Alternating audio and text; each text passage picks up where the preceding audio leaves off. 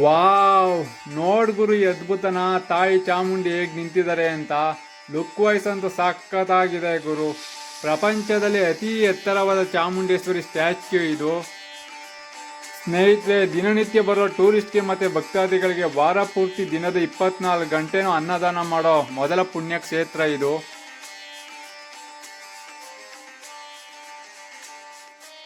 ನಮಸ್ಕಾರ ಸ್ನೇಹಿತರೆ, ನನ್ನ ಮತ್ತೊಂದು ಲಾಗ್ಗೆ ನಿಮ್ಮೆಲ್ರಿಗೂ ಪ್ರೀತಿಯ ಸ್ವಾಗತ. ನೀವು ನೋಡ್ತಿದ್ದೀರಾ HN ಕನ್ನಡ ಲಾಗ್ಸ್. ನಾವೀಗ ಶ್ರೀ ಚಾಮುಂಡೇಶ್ವರಿ ಬಸಪ್ಪನವರ ಪುಣ್ಯಕ್ಷೇತ್ರ ಗೌಡಗೆರೆಗೆ ಹೋಗ್ತಿದ್ದೀವಿ. ಈ ದೇವಸ್ಥಾನದ ಸ್ಪೆಷಾಲಿಟಿ ಏನು, ಏನಕ್ಕೆ ಫೇಮಸ್ ಆಗಿದೆ ಅಂತ ಹೋಗ್ತಾ ತಿಳಿಸ್ಕೊಡ್ತೀನಿ. ಜೊತೆಗೆ ಹೇಗೆ ಹೋಗೋದು, ಯಾವ ರೂಟಲ್ಲಿ ಹೋಗಬೇಕು, ಎಷ್ಟು ಕಿಲೋಮೀಟರ್ ಆಗುತ್ತೆ ಅಂತಲೂ ತಿಳಿಸ್ಕೊಡ್ತೀನಿ. ಹಾಗಾಗಿ ವಿಡಿಯೋನ ಎಲ್ಲೂ ಸ್ಕಿಪ್ ಮಾಡದೆ ಪೂರ್ತಿಯಾಗಿ ನೋಡಿ. ಹಾಗೇನೆ ನೀವಿನ ನನ್ನ ಯೂಟ್ಯೂಬ್ ಚಾನಲ್ HN ಕನ್ನಡ ಲಾಗ್ಸ್ಗೆ ಸಬ್ಸ್ಕ್ರೈಬ್ ಆಗಿಲ್ಲ ಅಂದರೆ ಸಬ್ಸ್ಕ್ರೈಬ್ ಆಗಿ ಸಪೋರ್ಟ್ ಮಾಡಿ. ಹಾಗೆ ನನ್ನ ಇನ್ಸ್ಟಾಗ್ರಾಮ್ ಪೇಜ್ ಮತ್ತು ಫೇಸ್ಬುಕ್ ಪೇಜ್ HN ಕನ್ನಡ ಲಾಗ್ಸ್ನ ಫಾಲೋ ಮಾಡಿ ಅಂತ ಹೇಳ್ತಾ ಬನ್ನಿ ಲಾಗ್ಸ್ನ ಸ್ಟಾರ್ಟ್ ಮಾಡೋಣ. ಗಾಯ್ಸ್, ನಾವೀಗ ಗೌಡಗೆರೆಗೆ ಹೋಗೋಕ್ಕೆ ಮದ್ದೂರು ಟು ಕುಣಿಗಲ್ ರೋಡ್ ತೊಗೊಂಡಿದ್ದೀವಿ. ಗೂಗಲ್ ಎಸ್ಟಿಮೇಟ್ ಬಂದು 25 ಕಿಲೋಮೀಟ್ರ್ ತೋರಿಸ್ತಿದೆ. ಈ ಪುಣ್ಯಕ್ಷೇತ್ರ ಇರೋದು ಚನ್ನಪಟ್ಟಣ ತಾಲೂಕು ಮಳೂರು ಹೋಬಳಿ ಗೌಡಗೆರೆ ಅನ್ನೋ ಗ್ರಾಮದಲ್ಲಿ. ಚನ್ನಪಟ್ಟಣದಿಂದನೂ ಈ ಕ್ಷೇತ್ರಕ್ಕೆ ಬರ್ಬೋದು. ಎಕ್ಸಾಕ್ಟಾಗಿ 20 ಕಿಲೋಮೀಟ್ರ್ ಆಗುತ್ತೆ. ಚನ್ನಪಟ್ಟಣದಿಂದ ಬರೋರಿದ್ರೆ ಕೋರ್ಟ್ ರೋಡಲ್ಲಿ ಬಂದರೆ ಗೌಡಗೆರೆ ತಲುಪೋದು. ನಾನು ಈ ಕ್ಷೇತ್ರಕ್ಕೆ ಬರ್ತಿರೋದು 2ನೇ ಸಲ. ಫಸ್ಟ್ ಟೈಮ್ ಬಂದಿದ್ದಾಗ ಚನ್ನಪಟ್ಟಣದಿಂದ ಬಂದಿದ್ದೆ ಅನಿಸುತ್ತೆ. ಈಗ ಮದ್ದೂರು ಕಡೆಯಿಂದ ಹೋಗ್ತಿದ್ದೀವಿ. ಇಲ್ಲಿನ ಲೋಕಲ್ ಜನಗಳನ್ನ ವಿಚಾರಿಸಿದ್ವಿ. ಮಲ್ಲನಕುಪ್ಪೆ ಗೇಟ್ ಅಂತ ಸಿಗುತ್ತೆ, ಅಲ್ಲಿಗೆ ಹೋಗಿ ರೈಟ್ ತಗೊಳ್ಳಿ ಅಂತ ಹೇಳಿದ್ದಾರೆ. ಅಲ್ಲಿಂದ 3 ಕಿಲೋಮೀಟ್ರ್ ಆಗುತ್ತಂತೆ. ಬನ್ನಿ ಈಗ ಮಲ್ಲನಕುಪ್ಪೆ ಗೇಟ್ ಕಡೆ ಹೋಗೋಣ.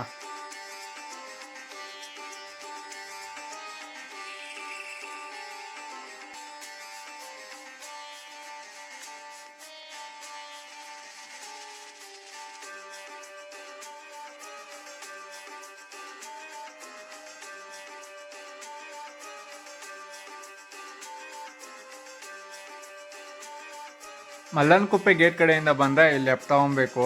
ಇಲ್ಲಿಂದ ಆಚೆಗೆ ಮಡ್ ರೋಡ್ ಇದೆ, ಸ್ವಲ್ಪ ಆಫ್ ರೋಡ್ ಮಾಡಬೇಕು ಅನಿಸುತ್ತೆ.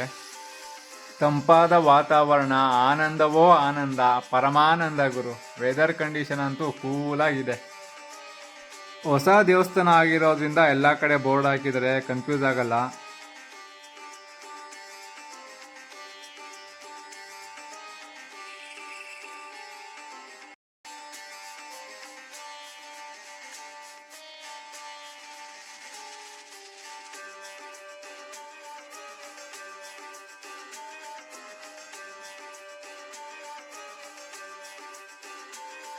ಪ್ರಕೃತಿ ಮಧ್ಯೆ ಇರೋ ಪುಣ್ಯಕ್ಷೇತ್ರ ಇದು. ಆಕ್ಚುಲಿ ಹೇಳಬೇಕು ಅಂದರೆ ಪ್ರಕೃತಿ ಮಧ್ಯೆ ಇರೋ ಸ್ಥಳ ಯಾವುದೇ ಇದ್ರೂ ಎಲ್ರಿಗೂ ಇಷ್ಟ ಆಗುತ್ತೆ. ಇದು ಶೂಟಿಂಗ್ ಸ್ಪಾಟ್ ಅಂತಲೇ ಹೇಳ್ಬೋದು. ಮುಂದೆ ಮೂವೀಸ್ನ 100ಗೆ 200% ಪಕ್ಕ ತೆಗಿತಾರೆ. ನಾನು ಗ್ಯಾರಂಟಿ ಕೊಡ್ತೀನಿ ಗುರು ಇಲ್ಲಿ.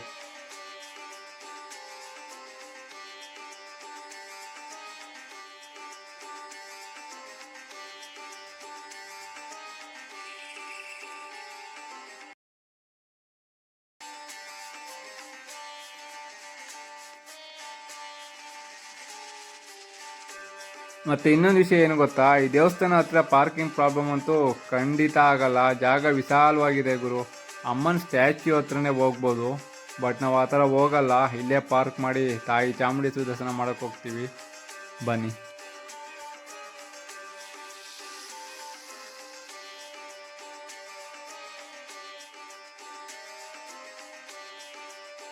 ನಮಸ್ಕಾರ ಸ್ನೇಹಿತರೆ, ಇಲ್ಲಿ ಗೌಡಗೆರೆ ತಲುಪಿದ್ದೀನಿ. ಇಲ್ಲಿ ಪ್ರಪಂಚದಲ್ಲಿ ಅತಿ ಎತ್ತರವಾದ ಪಂಚಲೋಹದ ಚಾಮುಂಡೇಶ್ವರಿ ವಿಗ್ರಹ ಇದೆ. ಬನ್ನಿ ತೋರಿಸ್ತೀನಿ. ವಾವ್, ನೋಡ್ ಗುರು ಈ ಅದ್ಭುತನ ತಾಯಿ ಚಾಮುಂಡಿ ಹೇಗೆ ನಿಂತಿದ್ದಾರೆ ಅಂತ. ಲುಕ್ ವೈಸ್ ಅಂತೂ ಸಖತ್ತಾಗಿದೆ ಗುರು. ಈ ಸ್ಟ್ಯಾಚ್ಯೂಯಿಂದನೇ ಈ ಕ್ಷೇತ್ರ ರಾಜ್ಯ ಮತ್ತು ಅಂತಾರಾಜ್ಯ ಮಟ್ಟದಲ್ಲಿ ಫೇಮಸ್ ಆಗಿದೆ ಗುರು. ಸೆಂಟರ್ ಆಫ್ ಅಟ್ರಾಕ್ಷನ್ ಈ ಸ್ಟ್ಯಾಚ್ಯೂ ಅಂತಲೇ ಹೇಳ್ಬೋದು. ಇನ್ನೂ ಈ ಸ್ಟ್ಯಾಚ್ಯೂ ಬಗ್ಗೆ ಹೇಳಬೇಕು ಅಂದರೆ 60 ಅಡಿ ಉದ್ದ ಇದ್ದು 35,000 kg ತೂಕ ಇದೆಯಂತೆ. ಪ್ರಪಂಚದಲ್ಲಿ ಅತಿ ಎತ್ತರವಾದ ಮತ್ತು ಪಂಚಲೋಹದಿಂದ ಮಾಡಿರೋ ಸ್ಟ್ಯಾಚ್ಯೂ ಇದು. ಅಂದರೆ ಚಿನ್ನ, ಬೆಳ್ಳಿ, ತಾಮ್ರ, ಹಿತ್ತಾಳೆ, ಕಬ್ಬಿಣ ಇಷ್ಟು ಸೇರಿಸಿ ಈ ವಿಗ್ರಹನ ಮಾಡಿರೋದು. ಈ ವಿಗ್ರಹದಲ್ಲಿ 18 ಕೈಗಳಿದ್ದಾವೆ. 18 ಕೈಗಳಲ್ಲೂ ಆಯುಧ ಇದು. ಅವು ಭಾರತದಲ್ಲಿರೋ 18 ಶಕ್ತಿಪೀಠಗಳನ್ನ ಸೂಚಿಸ್ತದಂತೆ. ಹಾಗಾಗಿ ಈ ಕ್ಷೇತ್ರದಲ್ಲಿ ಈ ತಾಯಿನ ದರ್ಶನ ಮಾಡಿದರೆ 18 ಶಕ್ತಿಪೀಠಗಳ ದರ್ಶನ ಮಾಡಿದಷ್ಟು ಪುಣ್ಯ ಸಿಗುತ್ತೆ ಅಂತ ಹೇಳ್ತಾರೆ. ಹಾಗಾಗಿ ನೀವು ಕುಟುಂಬ ಸಮೇತ ಬಂದು ಈ ತಾಯಿ ದರ್ಶನ ಮಾಡಿ, ಒಳ್ಳೆಯದಾಗಲಿ.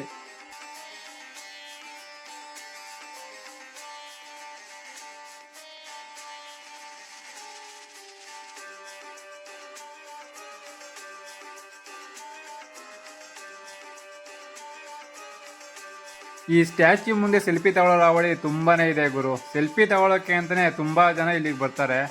ಏನು ಮಾಡೋಕ್ಕಾಗಲ್ಲ, ಇಂಥ ಅದ್ಭುತವಾದ ಸ್ಟ್ಯಾಚ್ಯೂ ನೋಡಿದಾಗ ಜೊತೆಗೆ ಸೆಲ್ಫಿ ತಗೊಳ್ಳೋದೇ ಹೋದರೆ ಸಮಾಧಾನನೇ ಆಗಲ್ಲ, ಮಿಸ್ಸಿಂಗ್ ಫೀಲ್ ಆಗುತ್ತೆ.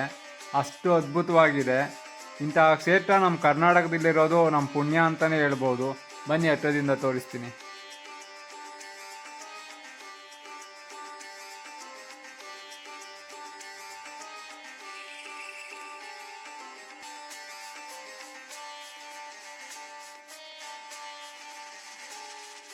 ಸ್ನೇಹಿತರೆ, ಇನ್ನೊಂದು ಮುಖ್ಯವಾದ ವಿಷಯ ಹೇಳೋದು ಮರ್ತಿದ್ದೆ. ಈ ಕ್ಷೇತ್ರ ಇಷ್ಟೊಂದು ಫೇಮಸ್ ಆಗೋ ಕಾರಣ ಇಲ್ಲಿ ಸಿಕ್ಕಿರೋ ದೇವರ ಚಿಕ್ಕ ಮೂರ್ತಿ ಅಂತೆ. ಅದು 2 ಇಂಚ್ ಉದ್ದ 2 ಇಂಚ್ ಅಗಲ ಅಷ್ಟೇ ಅಂತ ಇರೋದು. ಪ್ರತಿ ವರ್ಷ ಬರೋ ಭೀಮನ ಅಮಾವಾಸ್ಯೆನಲ್ಲಿ ಮಾತ್ರ ಇಲ್ಲಿಗೆ ಬರೋ ಪ್ರತಿಯೊಬ್ಬ ಭಕ್ತರ ಕೈಯಲ್ಲೂ ಅಭಿಷೇಕ ಮಾಡಿಸ್ತಾರಂತೆ. ಅದಕ್ಕೆ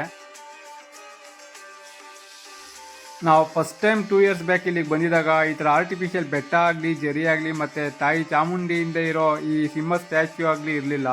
ಈಗ ಹೊಸ್ದಾಗಿ ಮಾಡಿದ್ದಾರೆ. ಲುಕ್ ವೈಸ್ ಅಂತೂ ಆಸಮ್ ಗುರು.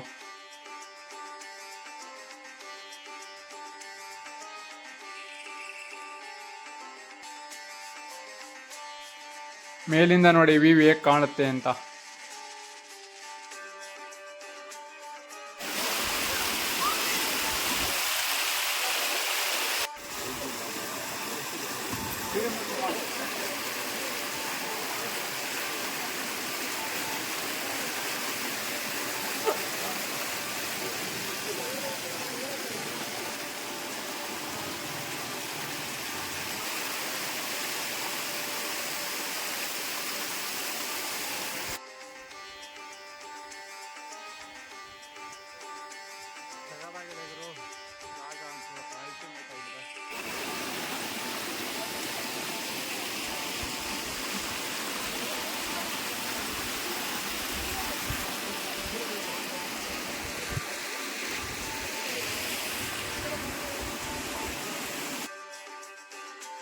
ಇದೇನು ಗುರು, ಗುಹೆ ಥರ ಇದೆ. ಬನ್ನಿ ಒಳಗಡೆ ಏನಿದೆ ಅಂತ ನೋಡೋಣ.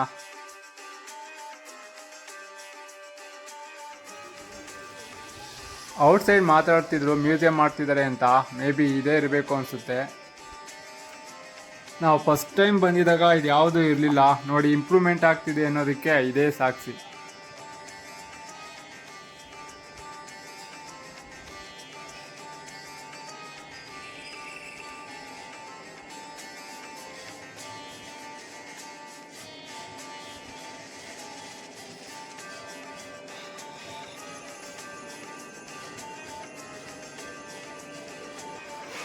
ನೋಡಿ, ಇಲ್ಲಿ ಅಂಡರ್ಗ್ರೌಂಡ್ ಕನ್ಸ್ಟ್ರಕ್ಷನ್ ನಡೀತಿದೆ. ಇನ್ನೂ ಕಂಪ್ಲೀಟ್ ಆಗಬೇಕಂದ್ರೆ ತುಂಬ ದಿನ ಬೇಕಾಗ್ಬೋದು ಅನಿಸುತ್ತೆ. ನೋಡಿ, ವ್ಯೂ ತೋರಿಸ್ತೀನಿ ಹೇಗಿದೆ ಅಂತ.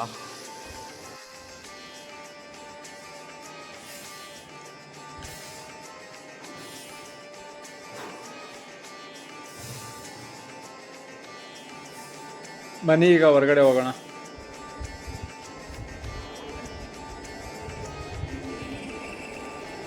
ನವ್ಯ,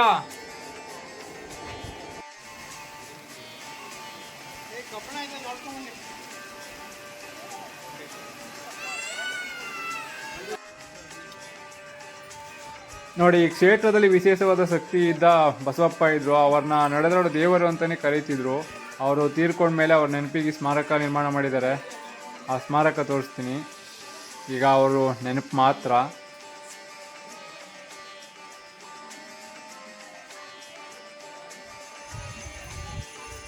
ನೋಡಿ, ಇವರೇ ಅವರು ಬಸವಪ್ಪ. ಇವ್ರನ್ನ ನಡೆದಾಡೋ ದೇವರು ಅಂತ ಕರೀತಿದ್ರು.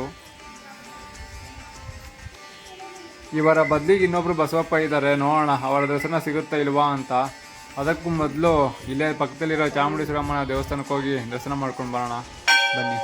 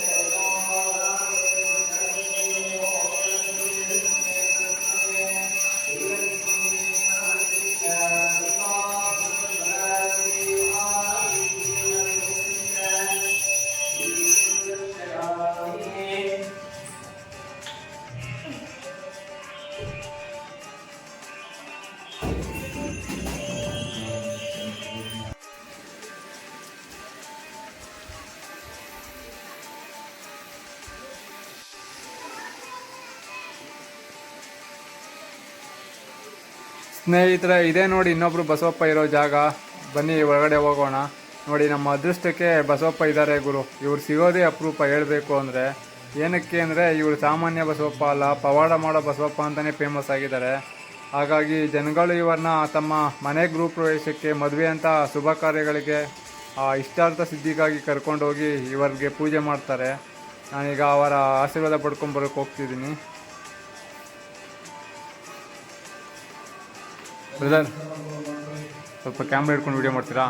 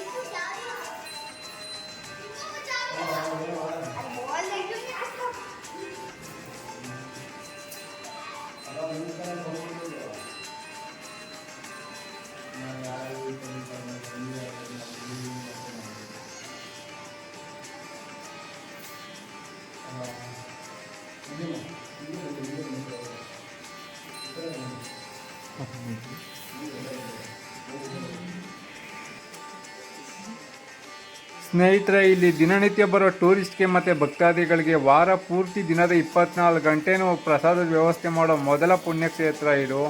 ಫಸ್ಟ್ ಟೈಮ್ ಇಲ್ಲಿ ಪ್ರಸಾದ ತಿನ್ನೋದಕ್ಕೆ ಹೋಗ್ತಿದ್ದೀನಿ. ಬನ್ನಿ. ಎಂಥ ಸ್ಟಾರ್ ಹೋಟೆಲ್ನಲ್ಲಿ ನಾವು ಊಟ ಮಾಡಿದರೂ ಕೂಡ ಇಂಥ ಒಂದು ಪುಣ್ಯಕ್ಷೇತ್ರಕ್ಕೆ ಬಂದು ದೇವ್ರ ಪ್ರಸಾದ ಊಟ ಮಾಡೋದಿದೆಯಲ್ಲ, ನೆಕ್ಸ್ಟ್ ಲೆವೆಲ್ ಗುರು. ಅಷ್ಟು ರುಚಿಯಾಗಿರುತ್ತೆ. ಏನಕ್ಕೆ ಅಂದರೆ ಆ ಊಟದ ಮೇಲೆ ಮತ್ತು ಆ ದೇವ್ರ ಮೇಲೆ ನಮಗೆ ಅಷ್ಟು ಭಕ್ತಿ ಇರುತ್ತೆ. ಸೊ ಊಟ ಅಷ್ಟೇ ರುಚಿಯಾಗಿರುತ್ತೆ. ನೆಮ್ಮದಿಯಾಗಿ ಪ್ರಸಾದ ತಿಂದು ಇಲ್ಲಿಂದ ಹೊರಡೋಣ.